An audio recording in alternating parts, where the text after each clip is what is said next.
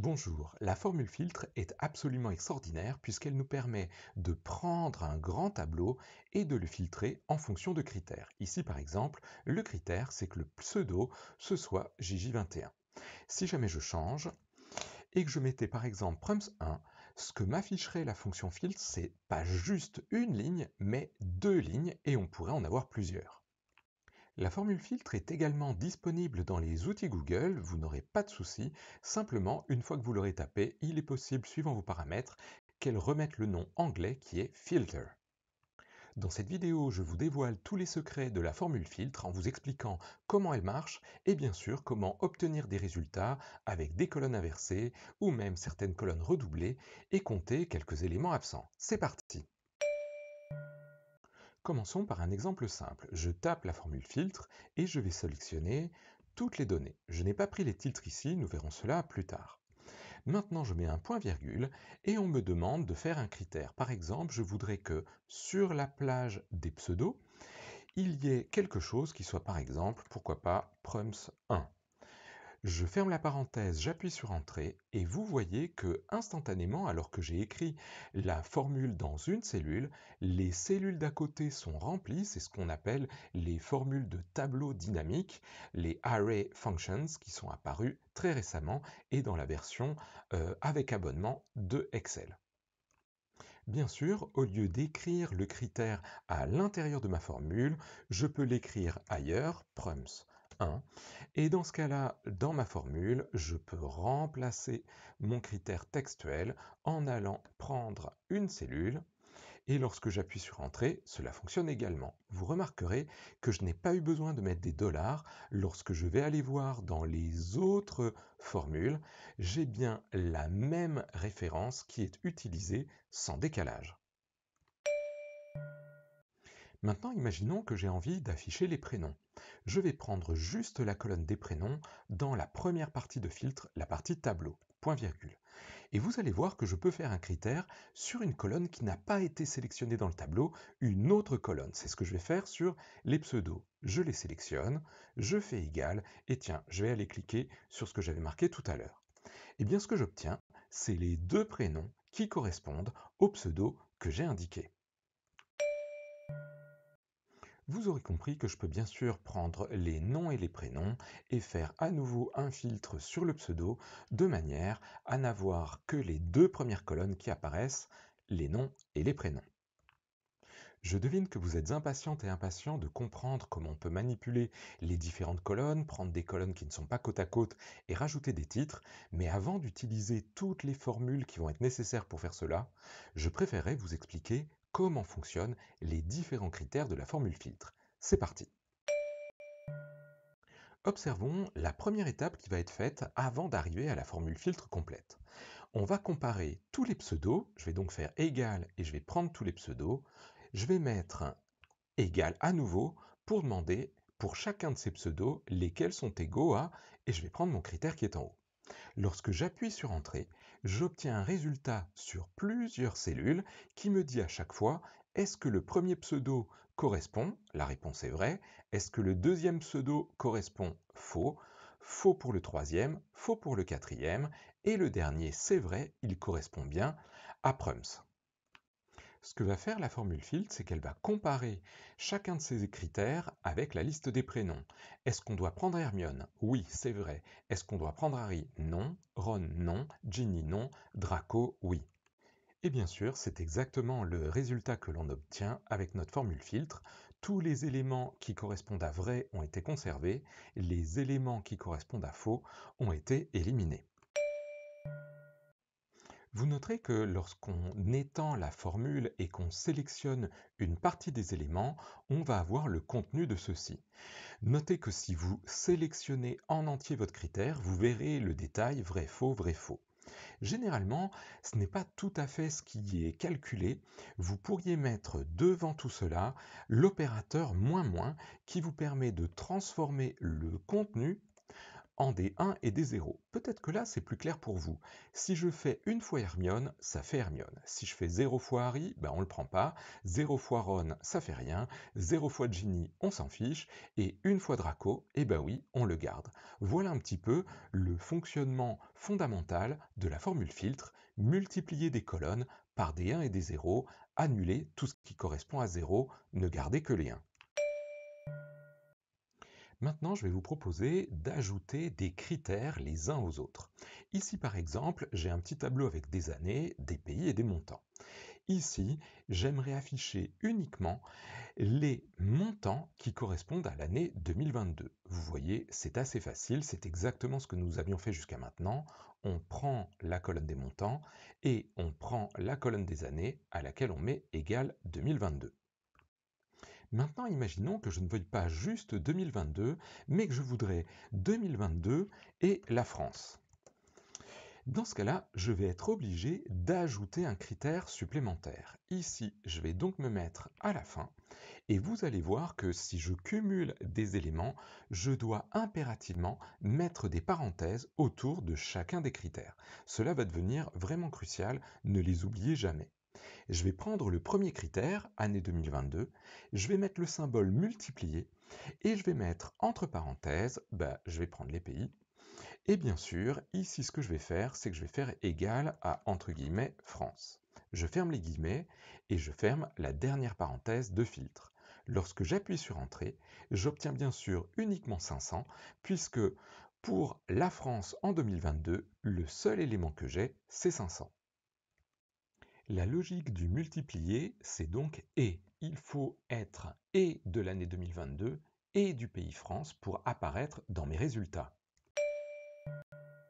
Juste pour réviser un petit peu, si jamais je voulais 2022 mais tous les pays hors France, à la place du égal, je mettrais le symbole qui veut dire différent d'eux, c'est-à-dire inférieur, supérieur. Si je voulais maintenant prendre tous les montants, mais avec uniquement l'année qui serait 2022 ou 2024, il faut que je fasse quelque chose d'autre qui n'est pas une multiplication mais une addition. Comme d'habitude, j'ouvre la parenthèse avant de prendre mon critère. Il faut que l'année soit égale à 2022. Je ferme la parenthèse.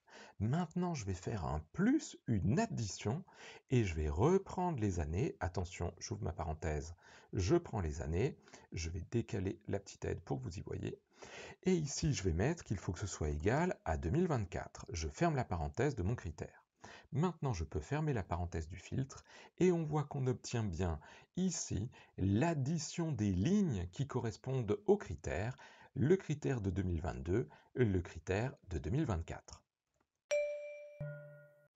Maintenant, nous pouvons aller plus loin et prendre une plage de critères et en enlever un. Ici, par exemple, je voudrais prendre parmi toutes les années, celles qui sont inférieures ou égales à 2024, ce qui veut dire donc prendre 2024, 2023, 2022. Je ferme la parenthèse autour de mon critère et je vais soustraire maintenant, je vais faire moins pour lui dire que je voudrais enlever parmi toutes les années, à nouveau je pousse la petite aide, je voudrais enlever celle qui est égale à 2023. Je ferme la parenthèse autour de mon critère comme d'habitude, à droite et à gauche, et maintenant je peux fermer la parenthèse du filtre.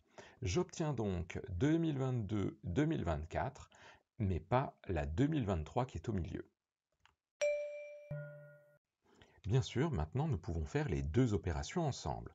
Je voudrais prendre par exemple la France et les années, mais seulement 2022 ou 2024. Je peux donc ouvrir mes parenthèses et prendre la France. Ici est égal à, entre guillemets, France. Je ferme les guillemets, je ferme la parenthèse. On a dit que pour avoir un critère supplémentaire, on va faire une multiplication. Mais maintenant, il me faudrait additionner 2022 et 2024. Je vais donc ouvrir une double parenthèse pour pouvoir faire mes critères. Maintenant, je vais prendre l'année et je vais mettre égal 2022. Ça, c'est mon premier critère. Je ferme la parenthèse. Je fais une addition, plus, et j'ouvre pour prendre à nouveau les années et je vais mettre est égal à 2024. Je ferme la parenthèse de ce critère, je ferme la parenthèse de l'addition des deux et je ferme la formule filtre. Et j'obtiens bien sûr uniquement les deux éléments qui correspondent à la France pour ces 2 années. Si vous n'êtes pas encore familiarisé avec les formules dynamiques, je vous fais un petit rappel. Nous venons de faire la formule filtre qui nous a donné ici par exemple 3 éléments. C'est parfait. Si jamais je me mets dans une autre cellule, que je fais égal et que je clique sur l'endroit où nous avons tapé notre formule, ça me donne le nom de cette cellule, F9, c'est normal, et lorsque j'appuie sur Entrée, ça me donne le contenu. Par contre, si jamais je fais égal et que je mets la référence de la première cellule et que je mets un petit hashtag derrière, vous voyez qu'immédiatement, cela sélectionne non pas la cellule, mais toute la propagation de la cellule, c'est-à-dire toute la plage qui va être donnée par la formule filtre. Et bien sûr, si jamais je rajoutais un autre élément avec prums, ici je ne sais pas, blablabla, eh bien, il se rajouterait également, puisque l'opérateur dièse veut dire tu vas être l'équivalent de toute la propagation, de tout le déversement de la cellule que tu as désignée.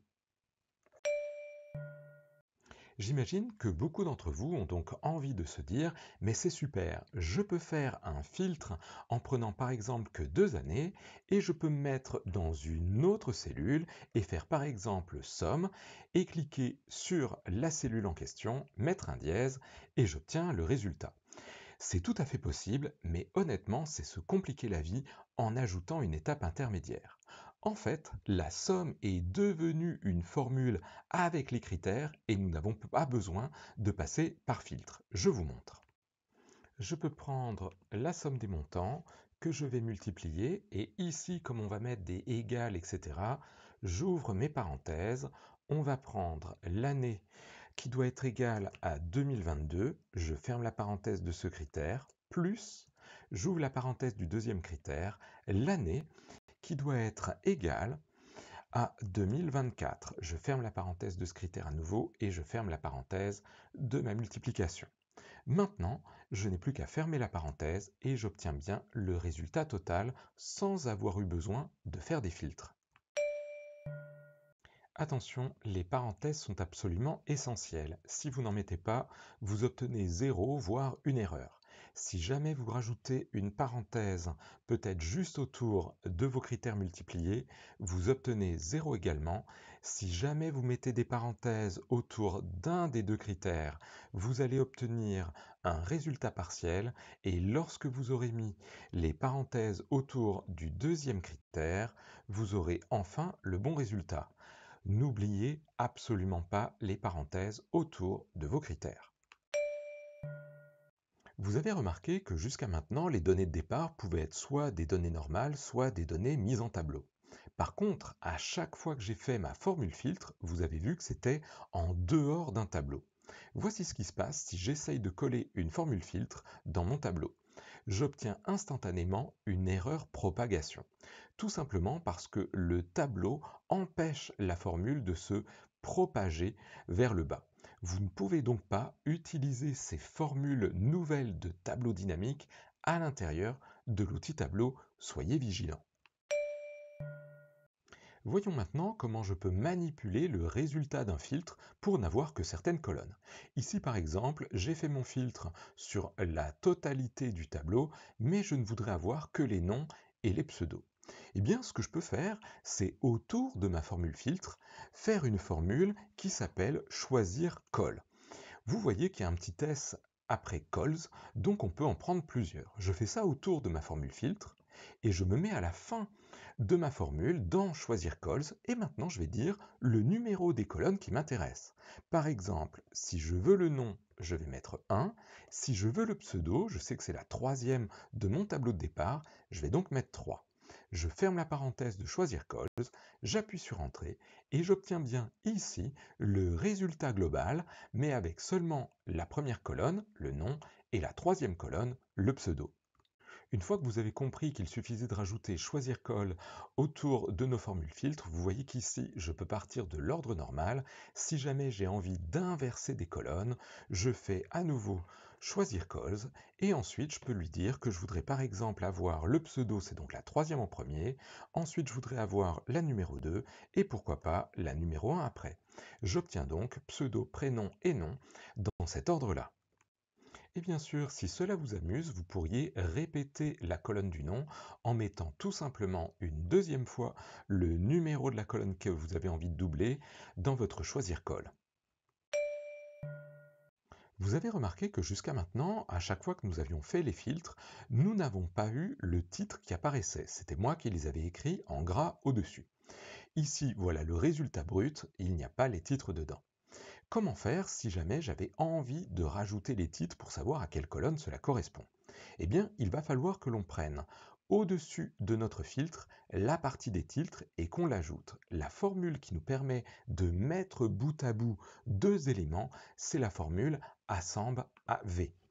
Ici, je vais donc me mettre avant, je vais faire assemble V, je vais prendre le tableau des titres, point virgule et bien sûr notre filtre. Je peux refermer la parenthèse à la fin. J'obtiens donc un résultat qui inclut les titres dans nos données. Bien sûr, si vous voulez choisir des colonnes, c'est autour de ce assemble V qu'il va falloir le faire.